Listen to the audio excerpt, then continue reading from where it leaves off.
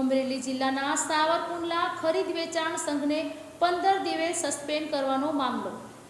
સાવરકુંડલા ખરીદ વેચાણ સંઘમાં ખેડૂતોને યુરિયા ખાતર સાથે અન્ય ખાતર પધરાવતા હોવાની જાગૃત ખેડૂતની ફરિયાદના આધારે અમરેલી જિલ્લા ખેતીવાડી વિભાગ દ્વારા 15 દિવસ માટે લાયસન્સ સસ્પેન્ડ કર્યા બાદ અમરેલી ખેતીવાડી વિભાગના લાયસન્સ સસ્પેન્ડના હુકમનો ઉલાળ્યો કરીને સંઘમાંથી ખેડૂતોને યુરિયા ખાતર આપવામાં આવી રહ્યું છે। ગ્રામીણ ગામડાઓમાં ખેડૂતો છકડો રિક્ષામાં ખાતર લેવા ઉમટી પડ્યા હતા।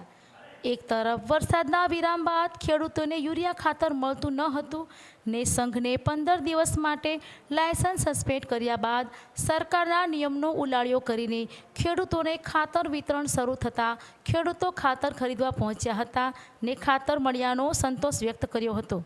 ગોરધનભાઈ બોધાભાઈ મારું નામ છે, ગામ છે મોલડી, બરોબર। મારે 60 વીઘાનું વણ છે, વણ બળી જાય એમ હતું, ખાતર મળવા મળ્યું છે, એ સારું છે અમારી માટે, ખેડૂત માટે, નકર અમારો પાક નિષ્ફળ જાય એમ હતો। બંધ હતું, સરકાર નહીં મોકલતી હોય એટલે જ ને। અત્યારે ખેડૂતને ખાતરની જરૂર પડે, બરોબર। અત્યારે ખાતર મળવાની તમારે શું કરવાનું કયો? આ મળવા મળ્યું અમે ધન્યવાદ દઈએ છીએ કે ભાઈ। મારું નામ જીતેન્દ્રભાઈ બાબુભાઈ લાડવા, ગામ સાવરકુંડલા। ઘણા ટાઈમથી યુરિયાનો બધે પ્રશ્ન હતો, ઘણી જગ્યાએ હોય છે, ઘણા આપતા નથી, ઘણા આપતા હતા। આજે અહીંયા સંઘમાં ચાલુ કરી દીધું છે, કાંઈ હારે આપતા નથી, તે ડબલ ખૂબ ખૂબ આભાર બધાનો। ખેડૂતોને ખાતર મળતા રાજી થયા છે, પણ સાવરકુંડલા ખરીદ વેચાણ સંઘ દ્વારા સરકારના આદેશનો ઉલાળ્યો કરીને પણ ખાતર વિતરણ શરૂ કરવામાં આવતા 15 દિવસ સુધી લાયસન્સ સસ્પેન્ડની મુદત 25 જુલાઈ સુધી હોવા છતાં ખાતર વિતરણ શરૂ કરાયું હતું ને ભાજપના નેતા આ ખરીદ વેચાણ સંઘના ચેરમેન હોય ને સરકારના આદેશનો ઉલાળ્યો કર્યો હતો ને ધારાસભ્ય મહેશ કસવાળા અને કૃષિ મંત્રી રાઘવજીભાઈની સૂચનાની વેચાણથી શરૂ કરવાનું ગીત ગાઈ રહ્યા છે। હા, પણ એણે એક તરફી વાત કરી હતી, સંઘે એનો ખુલાસો આપ્યો હતો અને એ માન્ય નથી રાખ્યો અને 15 દિવસ માટે સ્થગિત કરેલું છે।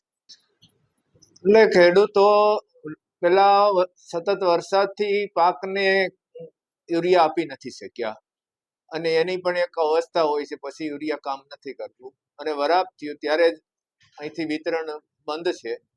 એટલે ખેડૂતોમાં ખાતરની ખૂબ જ જરૂરિયાત થઈ અને એને આ બધી વાસ્તવિકતાની ખબર ન હોય, સ્વાભાવિક છે કે શા કારણે બંધ છે।